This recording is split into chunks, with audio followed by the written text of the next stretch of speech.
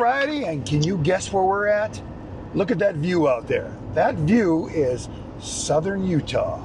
So today's view is southern Utah, and what do we got today, Robin?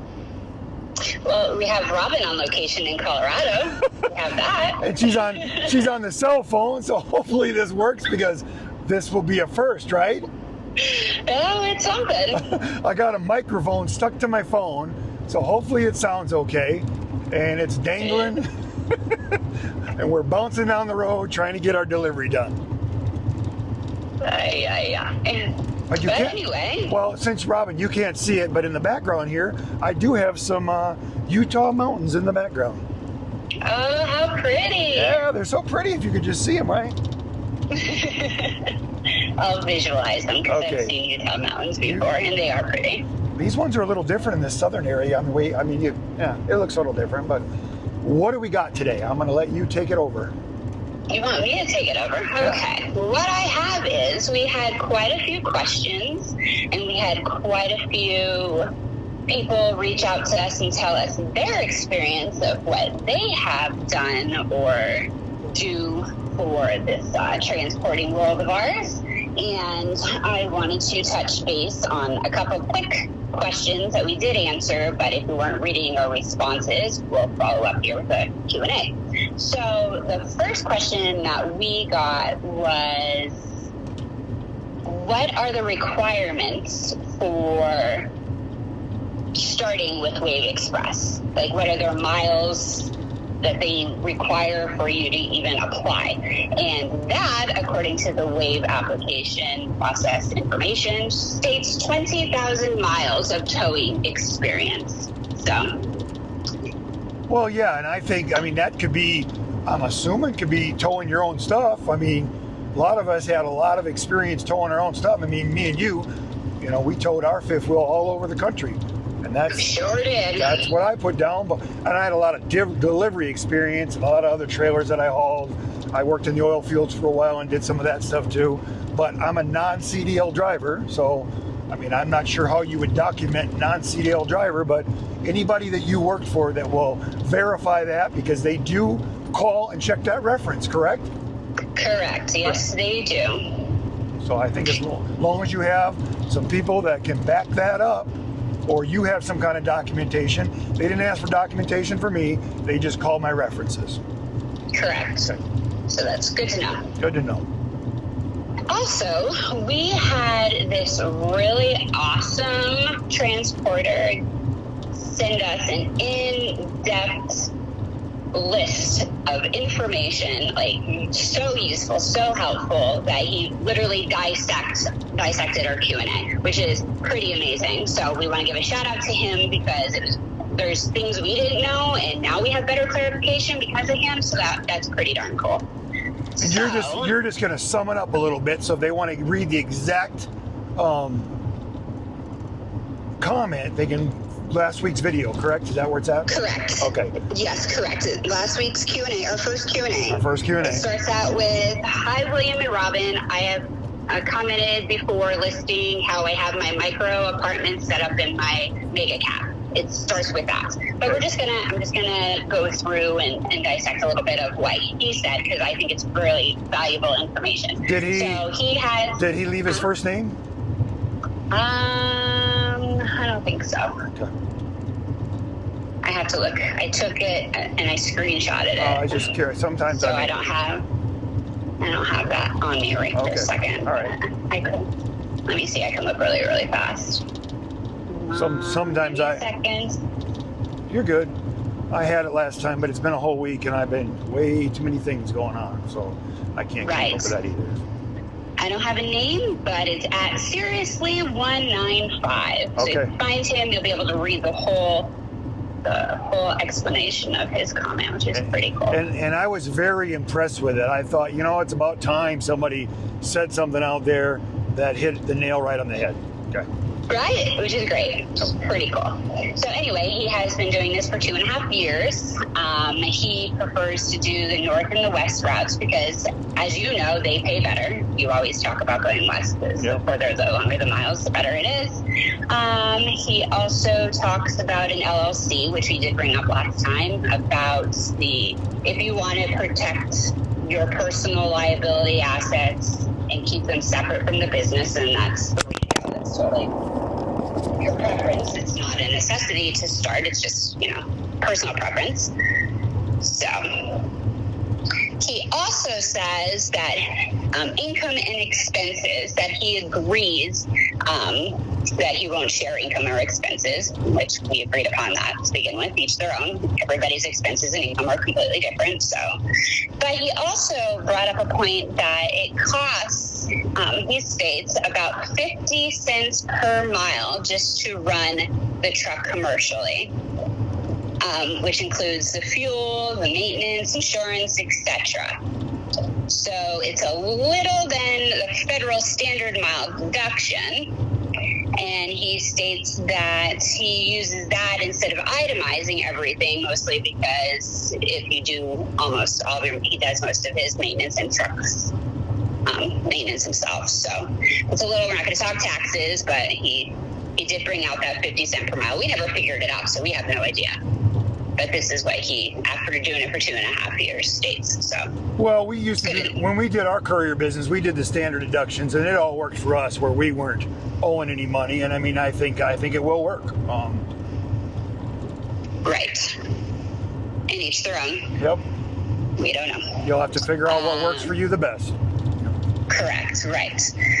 He also talks about truck maintenance and emergency fund, that he doesn't personally separate the account. And we talked about that too. Yep. That's more of a preference of whether you want to bank it or if you just have it in a savings for, emergency fund. That's a totally, it's your own business. So you run it how you see fit, correct? Well, I think if you're going to be worried about dipping into your money that you need to run your business off from, then maybe you need to do that. But if it's not that big a deal, I used to have an ex-wife that would spend money as fast as I put it in the account. So maybe you might want to do that, right? Correct. Maybe.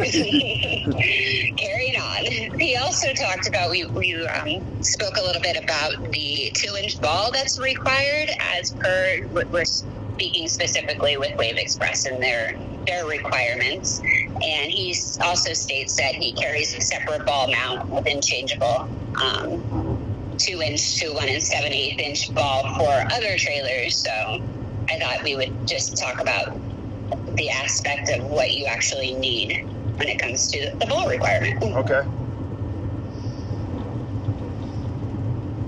But he never really used that ball for anything either, just like us, right? Correct. That's what I thought. Also, since I got this fresh in my head, somebody asked me if you can access the lots 24/7. I've always been able to access the lots 24/7, but when it comes to deliveries, you are at the mercy of the store you're delivering to. They all have like different hours and stuff. Some take Saturdays, some don't.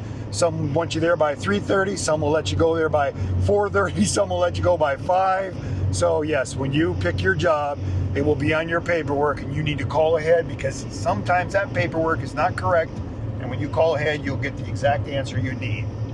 Right. And also, you've run into, you're calling and asking for Diane, and who's Diane? Diane doesn't work there anymore. So don't be surprised if you have a name on there that you need to contact and that person does not work there anymore. Yeah, you've found that a couple times. The best thing to do is call and tell them who you are, you're with Wave, what you're delivering. They'll get you to the right people. Usually they'll want the last 8 numbers of the VIN number so that they can have the paperwork started and have it ready so they know you're coming, and then they'll want a rough idea of a time, and then they will tell you what time you need to have it there by, or you'll be waiting till the next day. Right. Yeah. So I just thought of that. I thought I'd throw that in there. So, and most of the time their hours are 9 a.m. to 5 p.m. Monday through Friday, and a lot of times some of the stores will have Saturday options. So. And some will have where you can deliver by 3, some 4. Yep. Yeah, and then they have lunch and nobody's there from like a certain time. So it's really important to call ahead if you're in around that lunch area time, or you might be just hanging around. And if you're not, also if you're not picking up a unit out of Indiana, you're going to pick it up another dealer transfer. Call that dealer way ahead. A lot of times, I've had a lot of guys that get there, they can't find the unit, it's not there. Before you go hauling your butt to that store, call, make sure they have it, make sure they're getting it ready for you, because I've had guys where they've waited 2.5 hours and get very frustrated with that. That's why me, personally myself, I try not to do them. I try to only do jobs that I can pick up at a storage facility. But sometimes you want to make some extra money and you're in a different area, you have to deal with that. But always call that dealer before you even head that direction.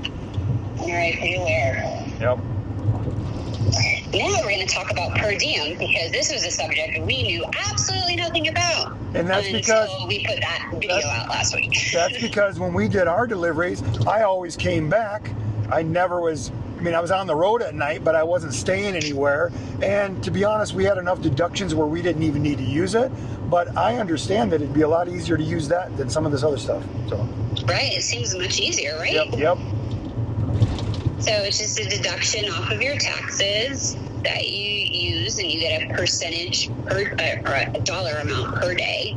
And it only works for it looks like, it says, I love this. Remember, kids, you can only take a tax deduction from income. Robin is not generating income, so cannot take a deduction. Robin is simply being an authorized passenger. Love it. Robin, so true. Robin is my ride-along bookkeeper. I'm so good. But yeah, it'd be a lot easier to just, I don't know if it was $69 or whatever it is, and you just deduct, and you just deduct that every day that you're on the road. Makes it really simple for your deduction. You know what days you worked, add it times of that, and boom, you got a number. So I do like that. Instead of keeping every little receipt of $2 here and $12 there, so I understand that. That works. Totally. And see, that's what's nice. That's what's nice about having this little Q&A, because me and you, we've always done our taxes and thought we knew everything we needed to know, but we've never done it under like a trucking type thing that way. So we already know that when you get ready to do taxes, you might want to just make it that way and make it easier. So we learn stuff too, right? Oh, for sure, every day. Every day. Sometimes a couple times a day. Yeah. And I love this one. This is number 7 on his list, and he really totally hits the nail on the head.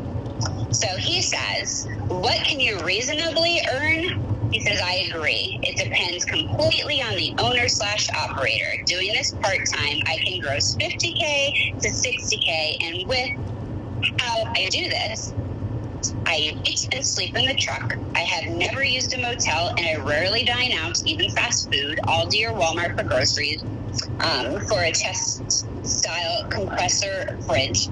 For the people that say, in quotes, you can't make any money doing this, they are either doing it wrong, too many expenses, or don't understand the difference between actual income and adjusted gross income. Yes, my AGI is very low and sometimes shows a business loss, but my bank account shows a different story. This right here is how wealthy people stay wealthy. They know how to work the tax system and the business system to their advantage. Minimum expenses means maximum profit. My profit margin average as a sole proprietor LLC, this is the same as net income, aka take home, over the past 2.5 years is about 65% for this individual. And what I want to say is he's a very smart man, because every time somebody asks me that, I'm not quite sure how to say that on, put that in black and white or say it on camera, but he got it right. He to comprehend what this all means. Yeah. So I thought that was really cool. Yeah. So I thought he did a great job too. And I just want to throw something out. I put a video out. This will be yesterday's video. And, I get ahead of myself a lot of times where I said I left at 3 a.m. Yes, I left at 3 a.m. the day before because I had 16 hours to go and I wasn't in a hurry. And if you can see when I was talking on camera that I started to say yesterday, but sometimes my head is ahead of my mouth. So no, I did not drive all that in one time, and because if I did, I wouldn't have had no hours to go to work. So sorry for that, guys, because I just don't really realize that you guys pay so close attention to what William says. Right? Maybe you need to dissect per segment and then put the next morning or the next day, like we've seen so many YouTubers do. I think I'm just gonna. If you watch it, it does look like you went from start to finish all at one time. Well, and I'm gonna stop giving times and everything exactly like that, because I never really thought about that anyways. I just never gave it a really thought. But if you look at me in that picture, I look like I just woke up and fresh. So there's no way I was driving from 3 in the. I wasn't driving that long, because I look like I just got out of bed. So right. Yeah. So hopefully, sorry about that, guys. I just wanted to correct that. So if you are following these videos that close and you watch every video I put out there, yes, that's how that worked out, and that's just what I wanted to let you know. So. What else you got? How's that view, William? How's the view? The view what are is you looking at now? You're looking at hills and bridges and curves and everything. So we're working our way to the 15. We're on 70, working our way to the 15. So very cool. So he talks about how long does it take to hook up a trailer, and he agrees it depends on you, the weather, the trailer, and this practice. I guess practice. The more you practice, the better you get, right? Well, yeah, and I mean, sometimes you're just not in a hurry. Somebody comes over to bullshit with you. Sometimes you got a window frame, and you want to get it done, and you're feeling great. But I've done it. I've had you time me, and I've done it in 15 minutes before, and then I've done it in 45 minutes before, right? For sure. Yeah. For sure. I guess it depends on the day. And I'm telling you, when you're first starting out, that is not your concern. Your concern is making sure you get it all done right, so you don't have any issues. Yeah, exactly. So double and triple check your work, because you don't want anything bad to happen. Yeah, and the only reason this was ever brought up is somebody went out there, another YouTube channel, said there's no way you can do it in 15 minutes. Well, when you tell me I can't do something, I got to see if I can. Yeah. Yeah, so that is not something I want anybody to focus on. Just get your stuff done. Make sure you feel comfortable. Make sure everything is done right, and just be productive. Right? Right. Yeah, definitely. Okay. Also, the winter grill cover.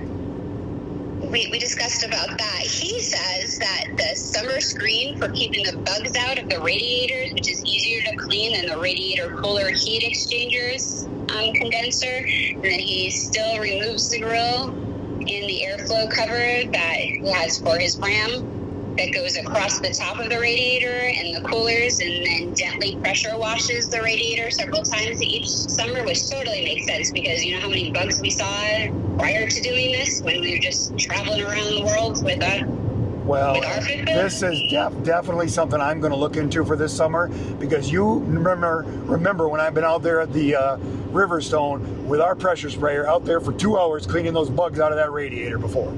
Oh, it was disgusting. Yeah. They just kept coming and coming and coming. They didn't go away. It was bad. So I'm really considering looking into that. So. Right, and then he also suggests for the winter grill cover, he says, I will only use if it's in the single digits Fahrenheit or colder when towing the engine is making plenty of heat. Says I even remove the transmission, cooler, thermostat, bypass block, and the engine generates enough heat to keep the trans warm around the expected 160 degree Fahrenheit without this thermostat, and also below 20 degrees Fahrenheit. He uses a fuel conditioner inside gel just to be safe. Yeah, and see, I have not had this thing. I've been in cold weather, but not double digits or below zero like that, because I watch my temperature gauges, my transmission, everything, and everything looks great. This thing blows out nice heat, and I have not used mine yet. And that doesn't mean that I won't, but to be honest, I try to avoid that type of weather. The only way I'm going to put it on is if I get myself stuck in something and I wasn't prepared for it, then that thing's going to get pulled out and put on there. So makes sense. No. Okay, what else do we have? Plugging in the truck, which is something I just learned like last week. I think it was 2 weeks ago. 2 weeks ago? Yeah, because our weeks just keep flying, All right, yeah, maybe it was 2 weeks ago. Yep. I didn't know you had to plug in a truck. How funny is that? Well, I learned. our truck's only been plugged in 3 or 4 times because it hasn't been cold enough. We haven't been in these cold areas where we had to do it. We had to do it when we were in, where was it that time? Oklahoma at my daughter's house when it got like 35 below zero. The time the camper froze up and everything, I had to do it there, and then I did it at Kylie's house twice. So. Yeah, well, I didn't realize because I didn't know that. I didn't tell you. I'm just learning that. Yeah. You pretty much just hid in the camper at that time. I just went and did stuff, didn't tell you. Yeah, it was freezing. Not going out there. And now you're with me all the time. You're more hands-on now, so you've been learning this stuff. So. Well, I'm usually with you. Yep. But he does say I do plug in my battery charger just to keep the batteries up, since starting a cold diesel engine takes a lot of power to get it going. With the intake of heat and cranking a high compression engine, most diesels are around 61 kilo compression. Yep. And then he discusses the dusty or muddy yards, and he says all the yards that he has visited can be dusty in the summer, or you could just keep your window. You should keep your windows and your doors closed because of all the dust. Yeah. And he says some have puddles after rain, but I have never had an issue avoiding problem areas. He says in the winter, you just had a video out about that. In the winter, these areas that had puddles can be a small ice pond. And the downside is that a trailer can be parked in the ice and will need to be broken loose. So it's good to know. Well, see, and that's why I brought it up in that last video, because there was lakes in that yard. I've never saw that before. And other people have brought that up, and I'm like, well, you know what? I guess it does happen. I guess it's timing, I guess. And if I'd have been there sooner when it was still frozen, I would have never noticed it. But I got there when it was warm. It warmed up for 3 or 4 days, and it was a melted mess. So.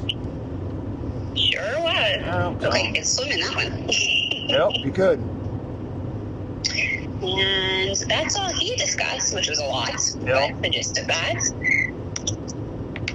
I was very impressed with his comment. He took a lot of time doing that. Really appreciate somebody that spends that much time to put that out there on our video. When I read that, I was like, man. I mean, I was like in awe. I was like shocked that somebody would be so informative and putting it out there for our little YouTube channel. I love it. He should have his own YouTube channel because he's got a lot of knowledge right there. A lot of times, we have that. A lot of times I don't know what to say on camera. I don't want to put somebody in a, I don't want to tell somebody something to do. They go out there and do it wrong, or they misinterpret what I say, get themselves in trouble, it costs them money. So I'm kind of leery when it comes to that stuff. I want to play it safe, but I do want to tell people that, you're going to do fine. If you get out here and you work your butt off and make money and you just talk to the right people, you are going to be fine working for yourself. Right, you're going to succeed. There's no doubt. So if you follow that. When he put that comment out there, I was like, it's about time that, somebody threw something out there that knows where I'm coming from, made me feel like, this is what I want people to see about this channel and about these type of comments. Okay. I agree. You got anything else for today? Let me look through my list. I know that you were like, how are we going to make this happen this week? Because you were supposed to be with me. And like I said in the last video, Robin knew she needed to stay behind, but she didn't know why. And then I was actually wrong about the pets, because I guess William just doesn't have a time frame. Just like when I said, I didn't know that we lost Bella 6 years ago. I thought it was 3 years ago. We did. I don't know where the time goes.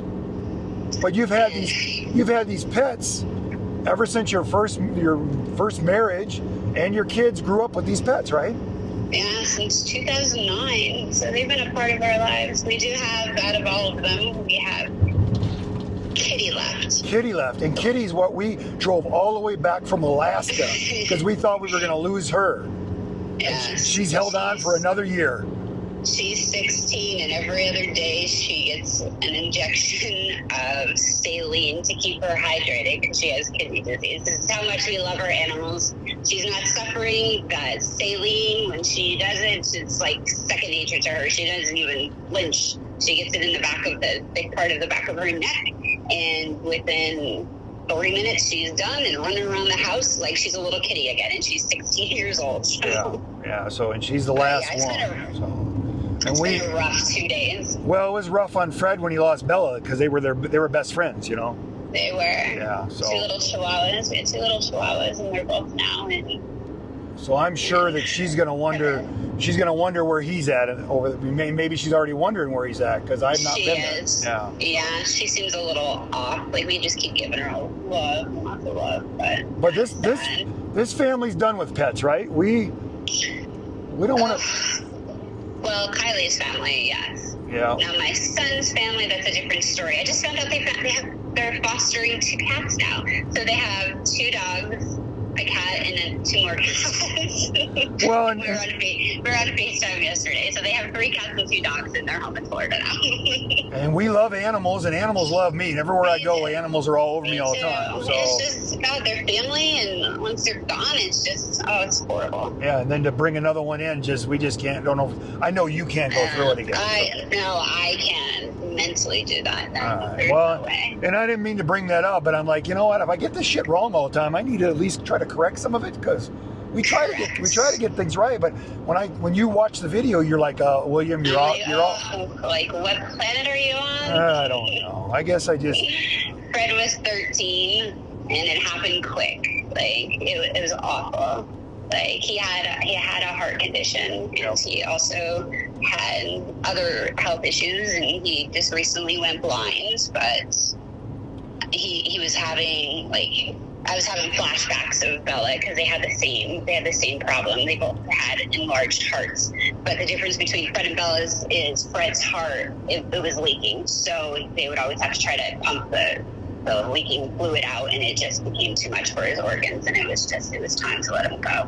But it just happened so fast. Like I noticed him breathing heavily, and I'm like, this is not good. And then my daughter hurried up and took him to the emergency room, and the emergency vet, and within 2 hours he was gone.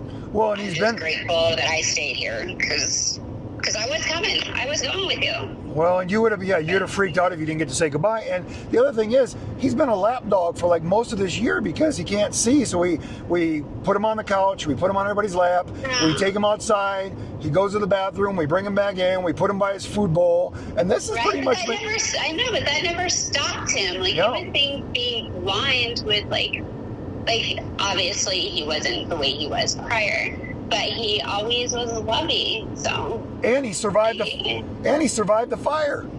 He did. 13 weeks ago, my daughter's house caught on fire. And because he was blind, was on the main level of the home. And when the fire department went in storms, they saw Fred. This poor little chihuahua could not see. I'm sure I couldn't imagine. It was crazy. He got to hang out. He got to hang out in a fire truck, too. So. Yeah, he did. All right, well. I just survived that. I just wanted to get that out there right, because I did that up today too. But you know what? Sometimes I'm tired. Sometimes I just, Sometimes you just don't pay attention. I don't pay attention. I mean, I pretty much pay attention when it comes to the checkbook. That's about it. Yeah, most days. All right. We got anything else in this video? I don't think so. All right. Well, the next one you'll be with me, and guys, leave your comments out there. We know we got more. We have so many comments that we haven't been able to. We're both trying to go through, right? We've just had so much going on. Yeah, it's been pretty crazy. Oh, I do want to talk about our new Facebook community group.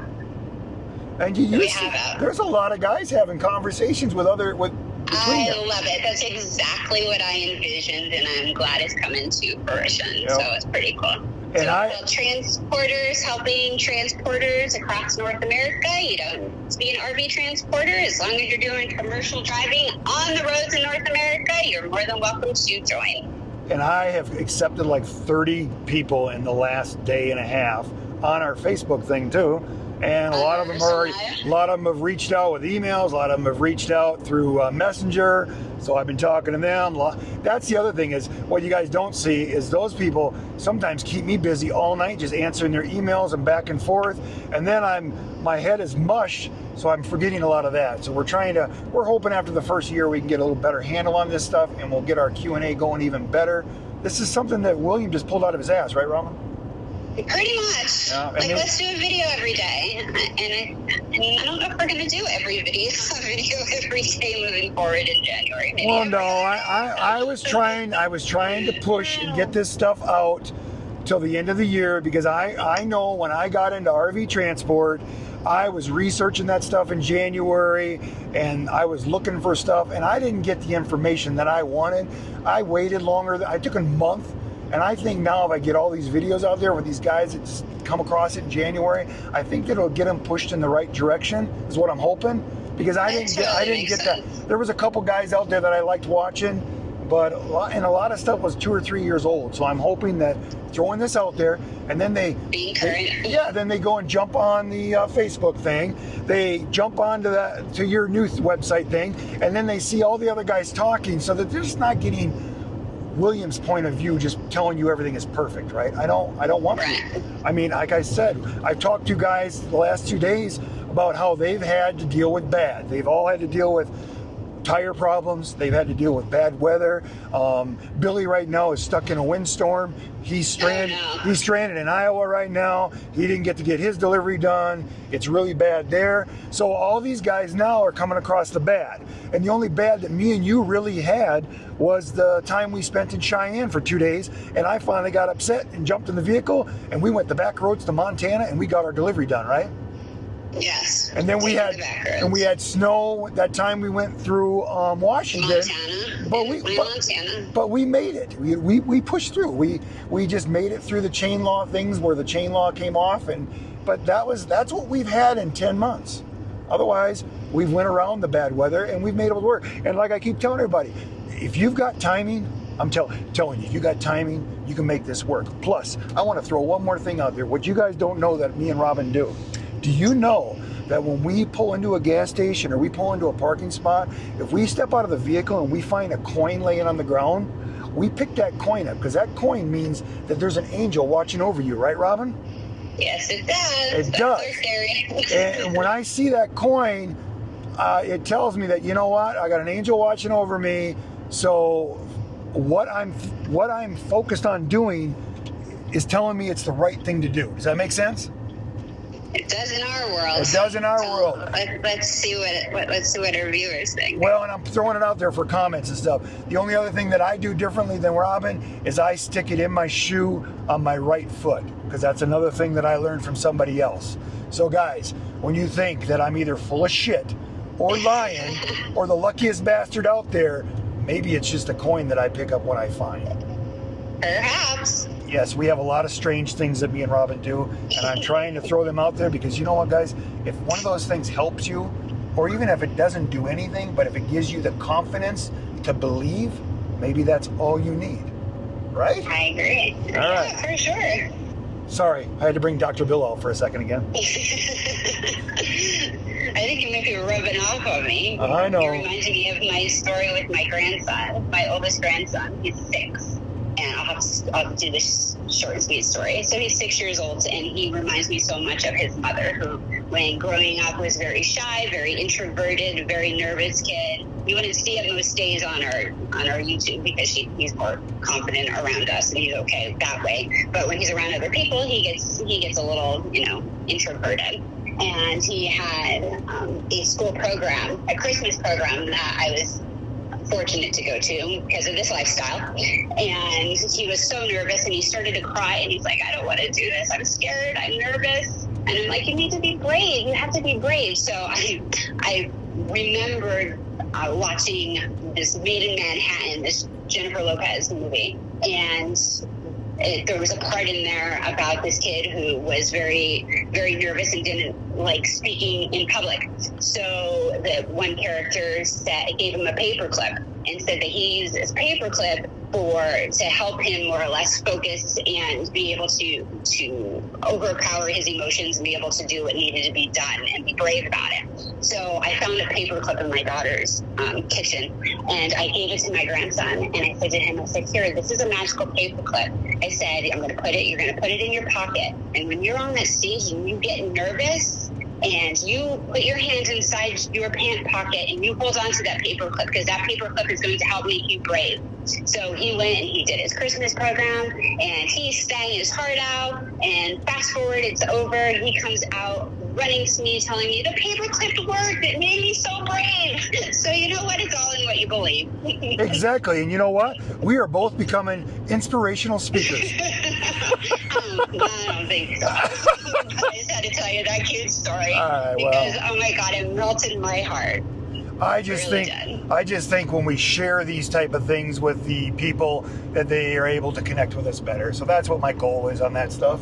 But other than that, is that anything else you got, Robin? I don't think so. I think we're good to go. I think I'm going to end this, because if this actually worked, we got really lucky going through this hilly area, and I have no idea that this was going to work. So we're going to end it here. You'll have to let me know later. I Be will. careful out there. All right, I talk to you later. I love you, and bye-bye. Be safe. Love you too. Bye-bye. All right, guys, you know how this works. Always